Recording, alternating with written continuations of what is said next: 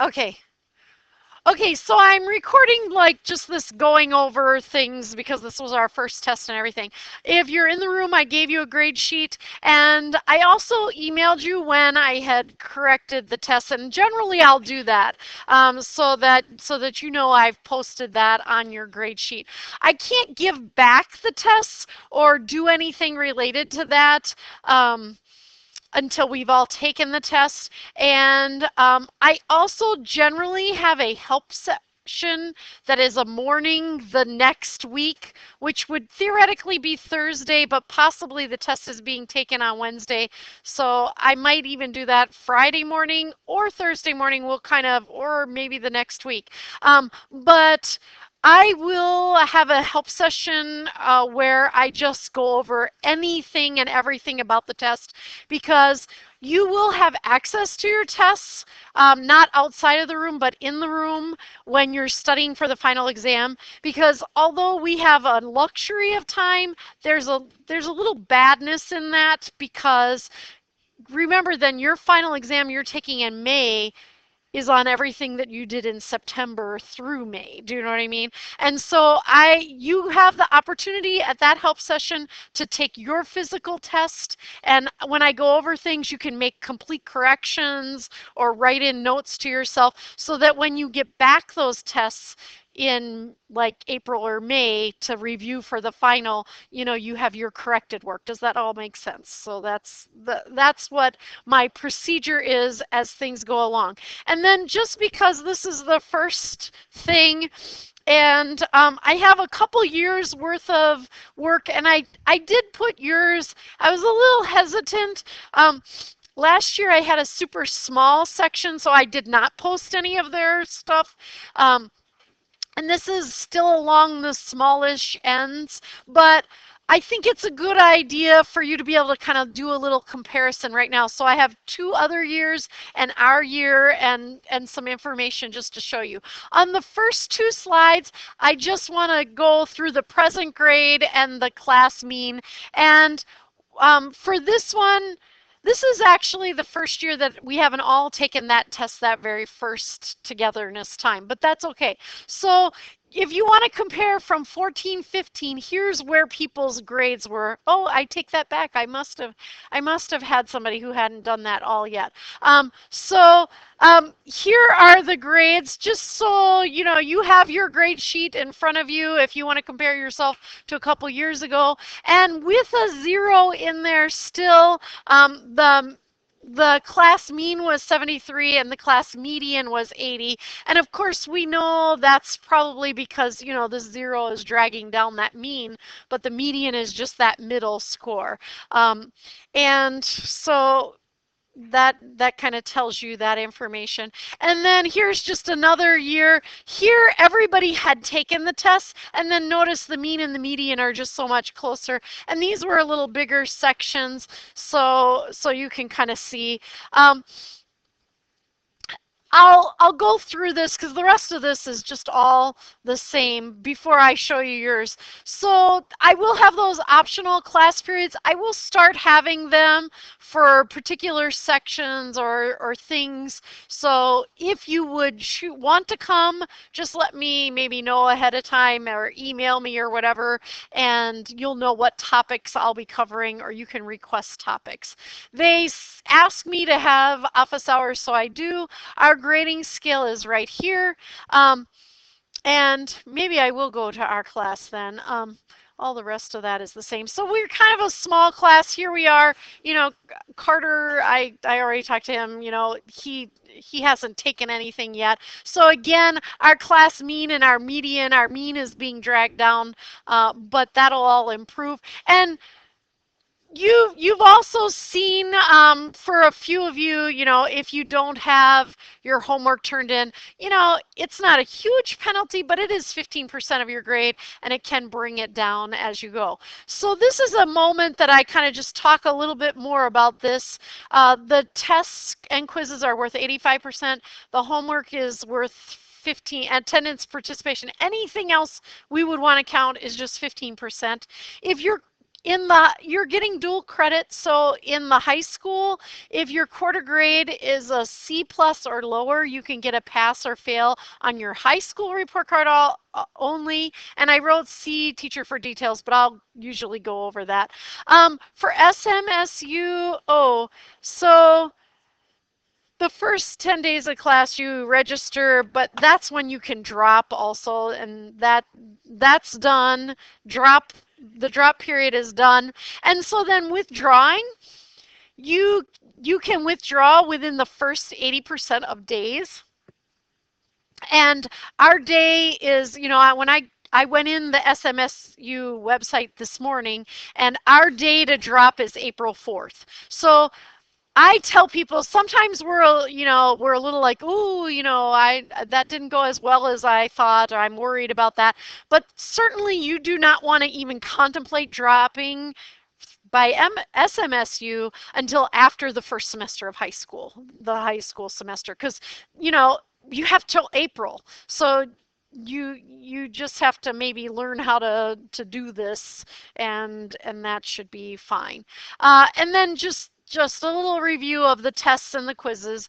2 tests each quarter. Tests are given at the end of the chapter or part of a chapter. If you're absent, you get a 0 for that test. Test days will be arranged ahead of time. Be present for tests. Let your teacher know what you are involved in so that you can be considered.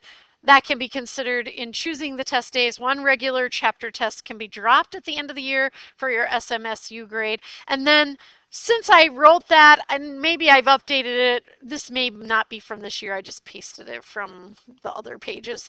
I do have the permission to rewrite a test and give it to somebody who was absent. So that's what I just have to do. If I'm prepared ahead of time, I do that. I don't have it yet, but I will have it after the weekend.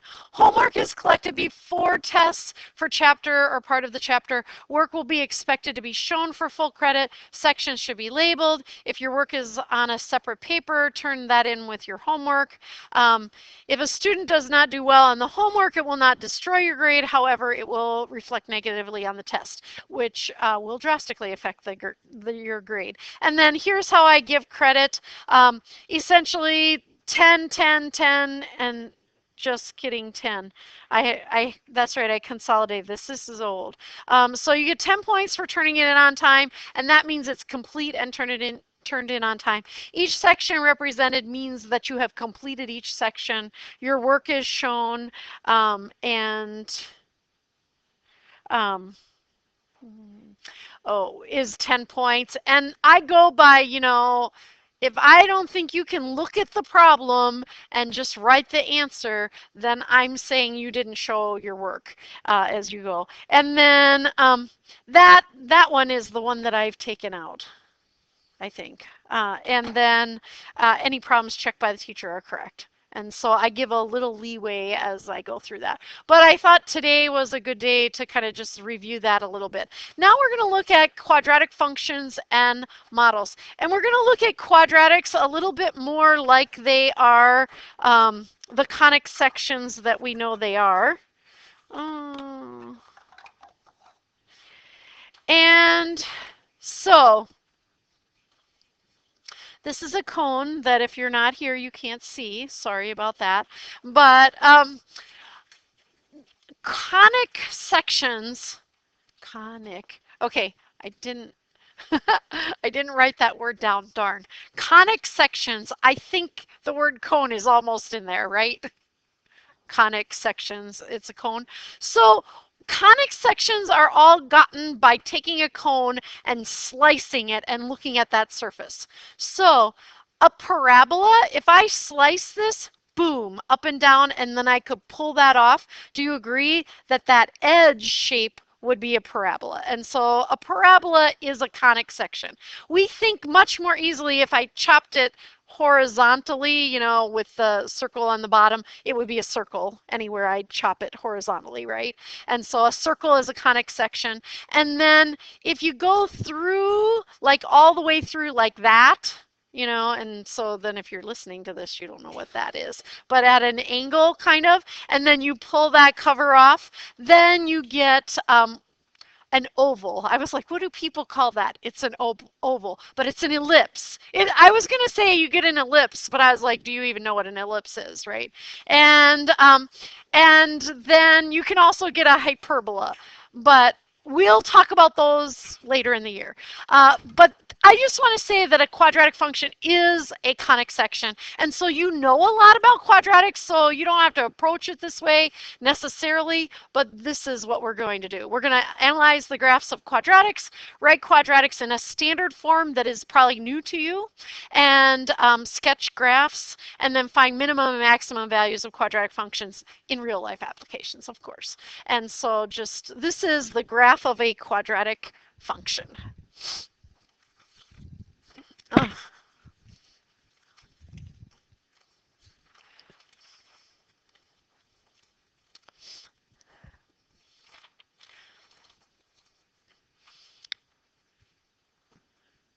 So the first thing we're going to say about a quadratic is we're going to talk about the degree.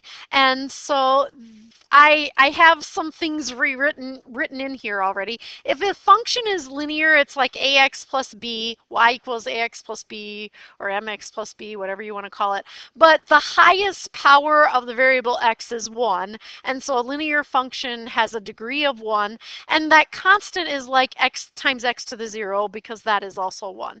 And then a constant function, and we've looked at both of those already, is like a f of x equals c, some constant, and we can think of that as times x to the 0, so it has a degree of 0. And then that basic squaring function is f of x equals x squared, and that is the basic polynomial function that we look at.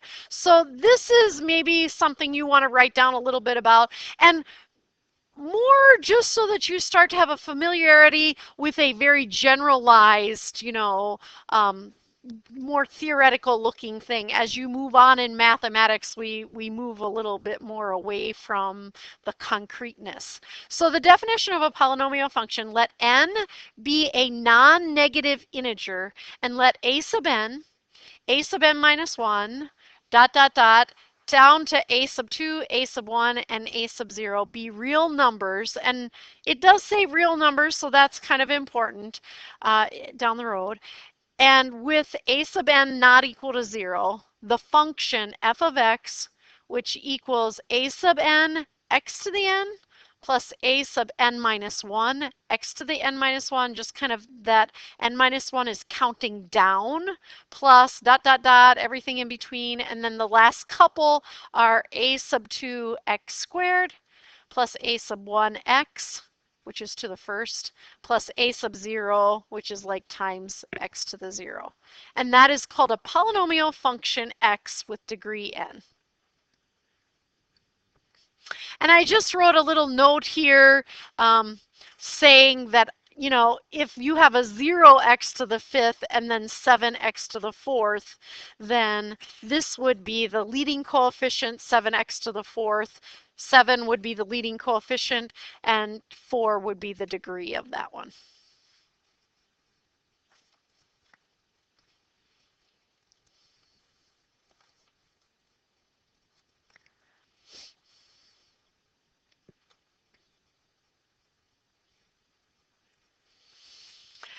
You probably already know the second degree is a quadratic, and we have a little slide about quadratics, so I don't know if you have to really write anything there. And this just tells about the constant and the linear, so we know what their degrees are as well. And then this is just a bunch of problems just to view, and these are all quadratics. So just make sure in your head you agree that these are all quadratics. Obviously, x squared, that's the most familiar looking one. Do you agree, even though this isn't written that old traditional way, that you would take x plus 1 times x plus 1, x squared plus blah, blah, blah. And so you would get x squared here. And then here the x squared is second. here's negative something x squared, and then this you would distributive or FOIL out, and they would all be quadratics. And I also put this one because this would be x squared plus 5x. That's still a quadratic function. So just some reminders of what they look like. I don't think you have to write a lot down, but maybe the definition of a quadratic function would be great. And you already know this, but just to know, this is our definition.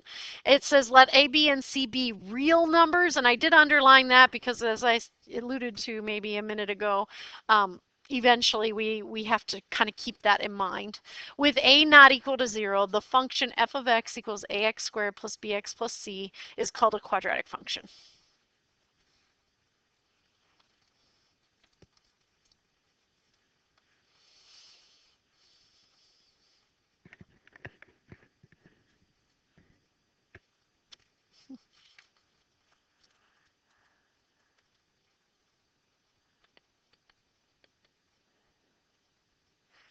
And, you know, we are very familiar that this is a parabola, that U-shaped graph.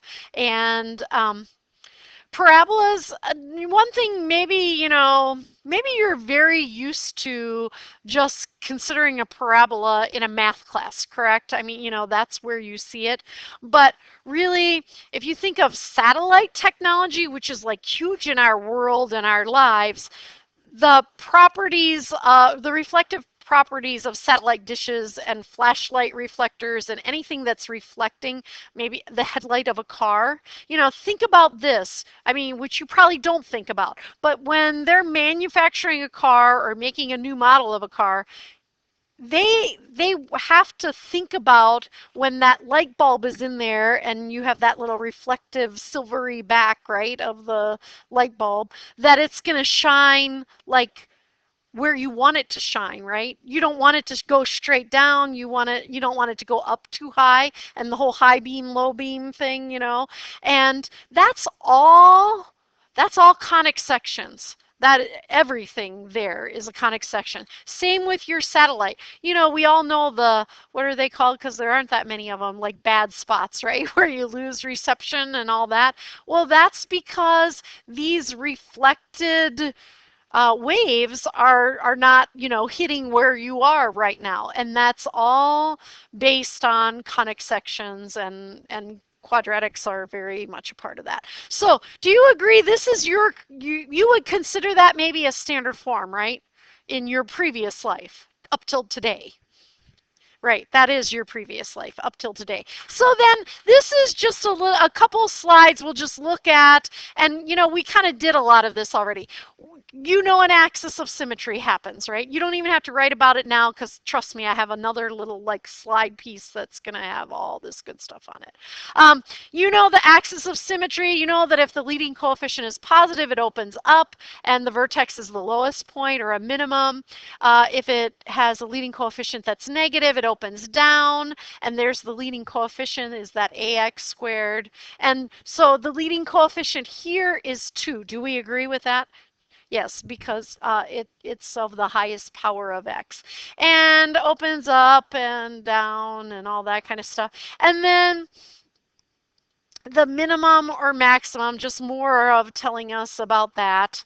And let's see, is helpful to use. Okay, and just we've already did the family of functions and the moving here, there, and everywhere. And so we know this is the parent function that we would use. Yeah, it sounds like I could be writing a book.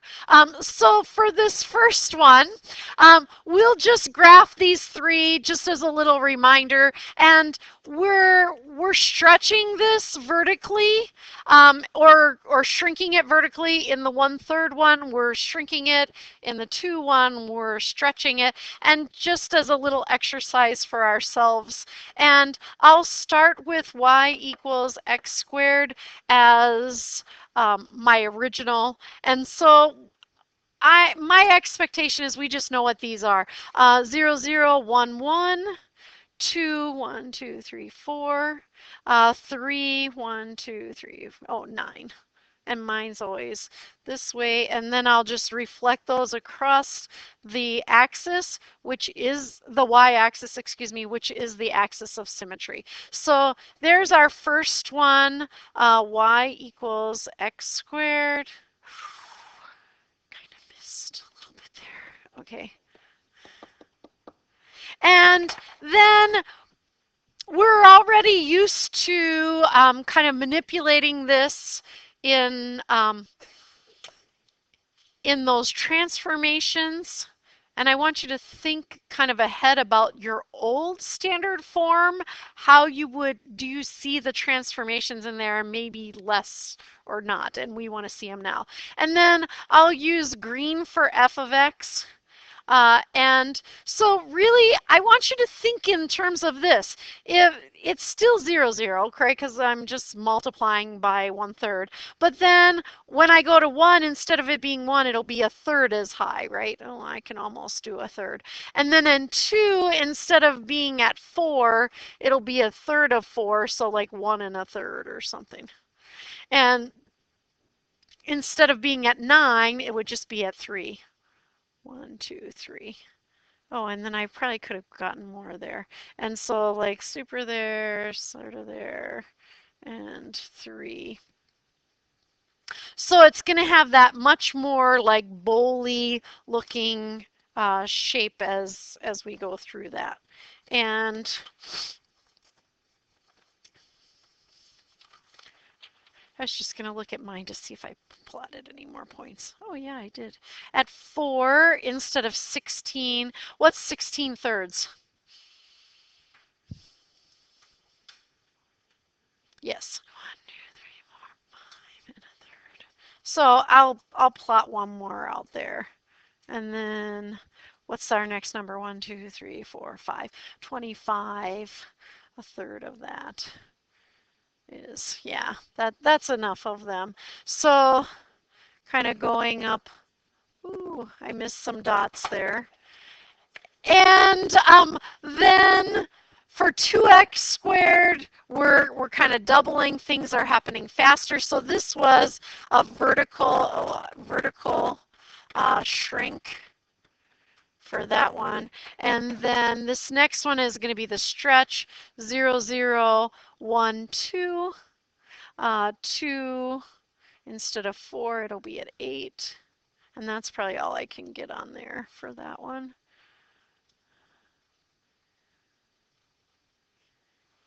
Missed a dot again, darn.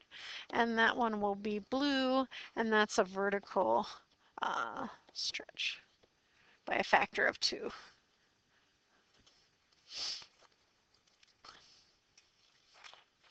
So those parent functions are, pretty straightforward and just reminding us that of what happens. But I want you to think about if I had a quadratic, and I'll just write one in here, like x squared plus 5x plus 6. By inspection, these two that we just did, we knew what was going to happen, right? But by inspection, do we know really what's going to happen with that? No, right? Because it's not just taking this and like we're not raising it up or down or whatever exactly by those values, but there is a way for us to write a quadratic so that we can see that. So things that we're familiar with already are, let me get past this problem a second. This one. Okay, things we're familiar with are this stuff happening, correct? And so if we're shrinking or stretching, then when we multiply by something, that opens wider if it's a small absolute value of a, and narrower if it's a large value, absolute value. And if we add or subtract in here, what does that do? That was on your test. This goes left or right. And if it does this one, it does what? Up or down, up or down. And what about these two? What does that do? This reflects it over some axis. Which one? Y-axis. Reflect. And this reflects over the x-axis. Sorry. I was just having a little spelling issue there a second in my head. So if we could write it this way, or one of these variations, then we'll be able to, by inspection, kind of see what's happening. And so that's what we want to be able to do. And here's some problems. Obviously, this one, we can tell what's happening. It reflects it in the x-axis.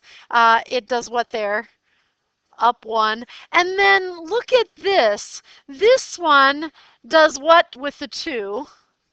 Left 2. And does what with the negative 3?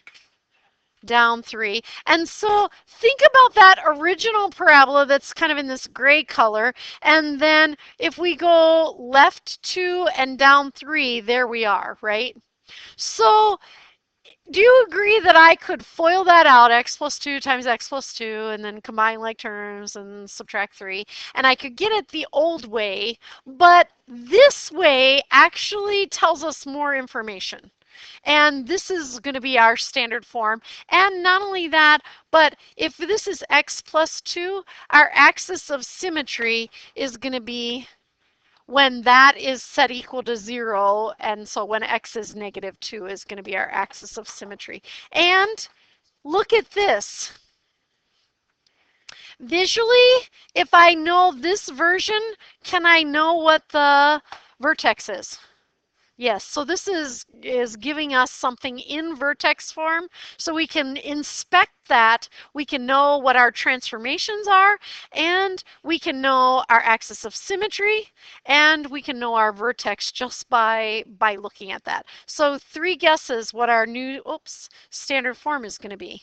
Ta-da! It's going to look like that. So here's the standard form of our quadratic function.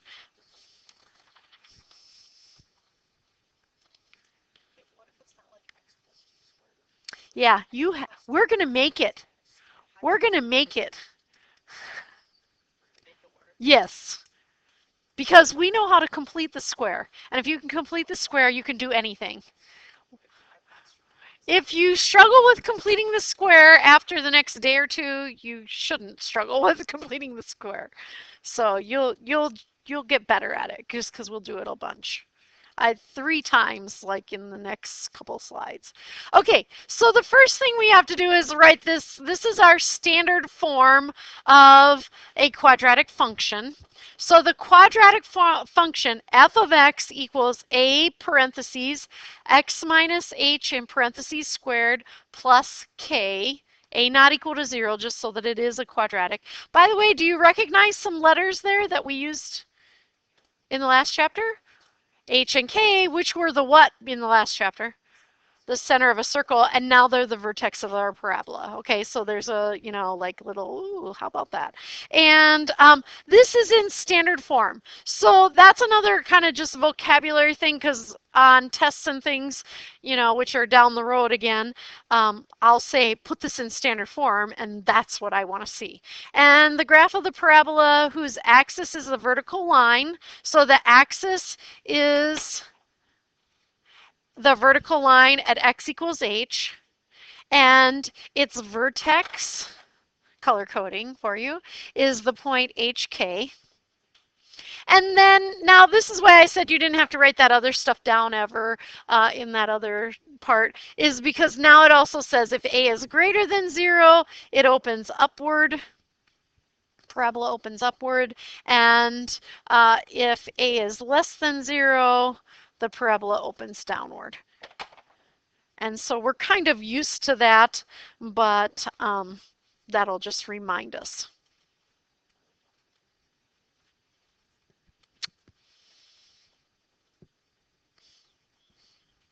Oh, I should have like circled this because that's like the most important thing on the page.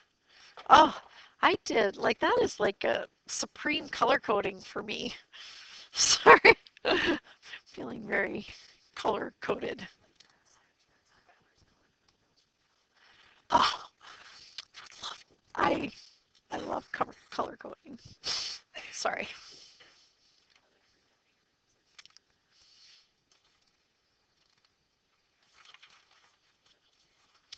Okay, so what this is going to have us do is complete the square. Notice that in that parenthesis it's 1x, correct? So if something starts out not to be 1x, we have to distribute out a value, and that will be that a value. But then, because we also don't want to change the actual function, when we add something to complete the square in here, if we have to remember when we subtract it over here, because if we add, we have to subtract, that we multiply it by whatever that is. And I have, of course, my little way of setting things up, so it'll all work out great. And let's see, here we are. So sketch the graph of this and identify the vertex and the axis of the parabola. So this is 2a, and I've got my graph paper down there already for myself. F of x equals 2x squared plus 8x plus 7. And we want to put it in a format so that we can just glance at it and identify the vertex and the axis of symmetry. So the first thing I'm going to say or notice is this is what's going to be the completed square part. And then this is just going to be kind of out there, kind of that K part, but I probably am going to have to add or subtract. So when I have this, this is not 1, so I need to just out of this piece distribute out the 2, correct? Does that make sense to you? And when I distribute out the 2, I'm going to leave a third spot because I want it to be x squared plus something x plus, and then I'm going to fill in that blank. So here's how I write this. 2 parentheses, x squared plus 4x plus blank. And by that way, that third thing in that parentheses is always going to be an added thing because it's going to be a squared number, right? So we can only take a positive times a positive or a negative times a negative. And then I'm just going to put my plus 7, whatever was there. And then because really I'm adding 2 times something is added, now I have to subtract 2 times something. And then, whatever the something is in the first spot, it's going to be that same something in the second spot. And then to complete the square, my rule for completing the square is I take that x term, whatever the coefficient of that is, I divide it by 2 and I square it. And so I'm actually just going to divide it by 2 and square it. So it is 4.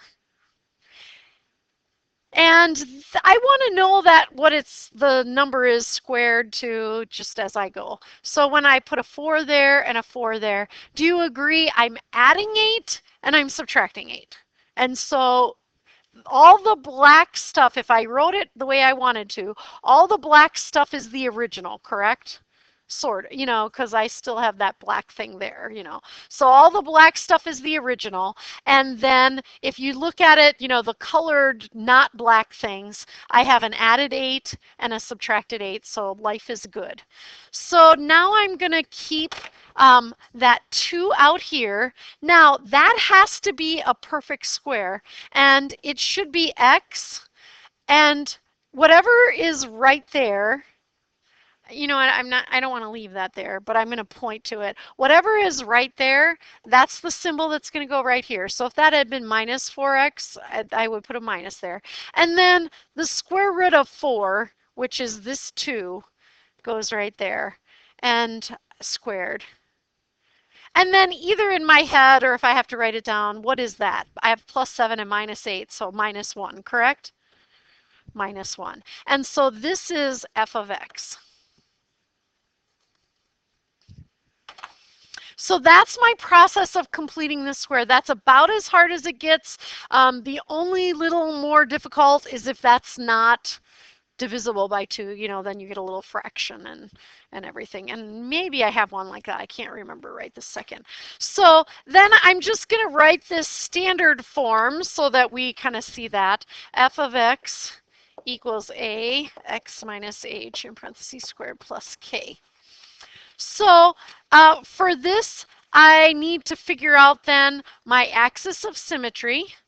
Axis is x equals what? And this is x minus h, so this is like x minus negative 2. So my axis of symmetry is x equals what? Negative 2. And then my vertex is hk. And what is hk in this one?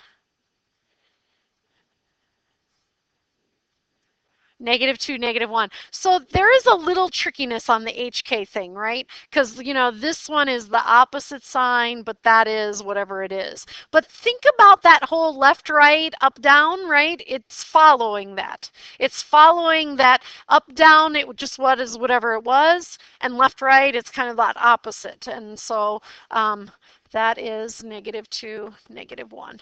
And so now I can kind of plot things. I do keep in mind this number as I'm graphing it because I'm going to get the vertex and the axis, but then I'm going to use that to kind of plot my points as I go. So I'm going to plot the vertex, -2, -1. And, oh, that also, since this is a positive 2 out here, it tells me it opens in what direction? Up, right? So that's another thing that I know. So there is -2, -1. My axis of symmetry, which I'll handily draw in here, is right there. Just kidding. It's over a little, but there. It's pretty close. And then, like, then I can just use my old parabola that's in my head. I don't know if there's an old parabola in your head or not, but it's there. And there's my like 0, 0. So if I go over 1, I generally go up 1, right? But since I multiply by 2, when I go over 1, I'm going to go up what? 2 from that vertex. And then I can reflect that across. If I go over 2, I would ordinarily go 4, but instead I'm going to go 8. And that's probably, you know, just to give me a good graph of that parabola. Oh, darn. I was getting a little, yeah, I was getting a little full of myself because I was like, oh, look at that. I hit all those points. And then I missed that one. But there we go.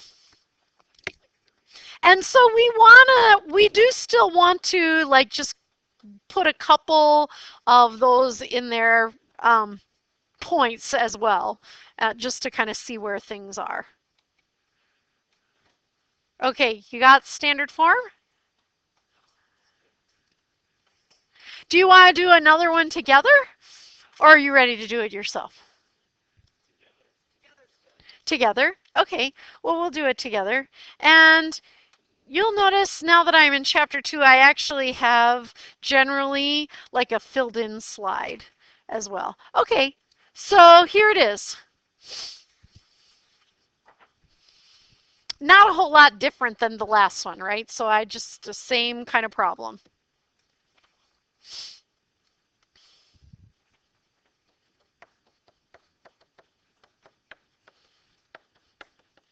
Okay, so yes, sir. Oh, I'm sorry. If I ever run out of Kleenex, oh, so if you're listening to this, you're like, why do I care about that? But anyway, if I ever run out of Kleenex, they're always over there. And so there's a whole new box. And I don't really pay that close of attention. So if you're listening to this, well, woohoo, there we go. Yeah, second to bottom. Yep. Okay, so who wants to be brave and tell me what I'm going to do here? How am I going to rewrite this? What do I have to do very first?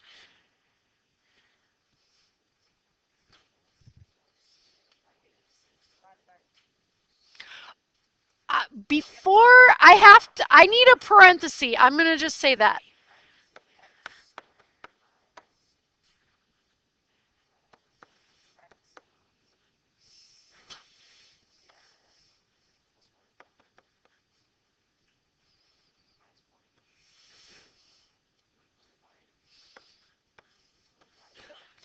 Okay, so first of all, little note to self, because we don't want to take that -6 right away and go, oh, half of that and square it, because we've got that 3 out there, correct? Does that make sense to everybody? So we have to be cautious, and if there's a number in front of that 3, or excuse me, in front of that x squared, like that 3, we have to distribute that out of these first two terms.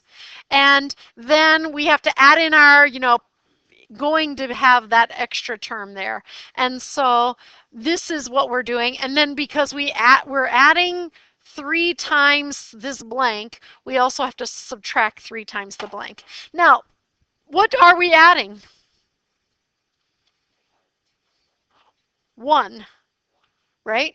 So it's -2 divided by 2 squared, which is -1 squared, which is 1. And it will always be an added 1 here, but that negative is going to tell me that when it's my factor, it's going to be subtracted. So I leave my 3 then. What am I going to write next?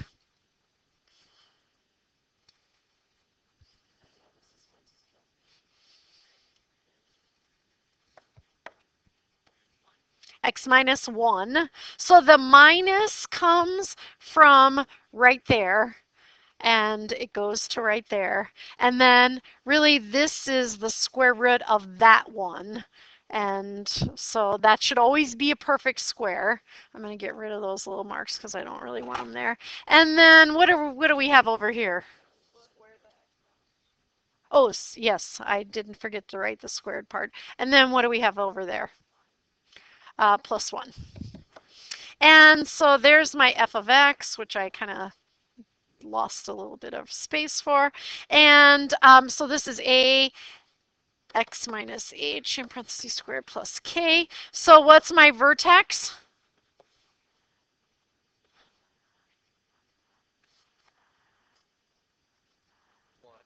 1, comma, 1. And my axis? X equals 1. And then when I graph this one, I want to keep in mind, maybe I'll slide this. Oh, whoops. I'm going to not slide that because I evidently don't have it attached to my axes. I'm just going to slide my slide down. And my vertex is at 1, 1, correct? Yes. And then ordinarily I go over 1 and up 1, but instead I have to do what? Go up 3, right? 1, 2, 3.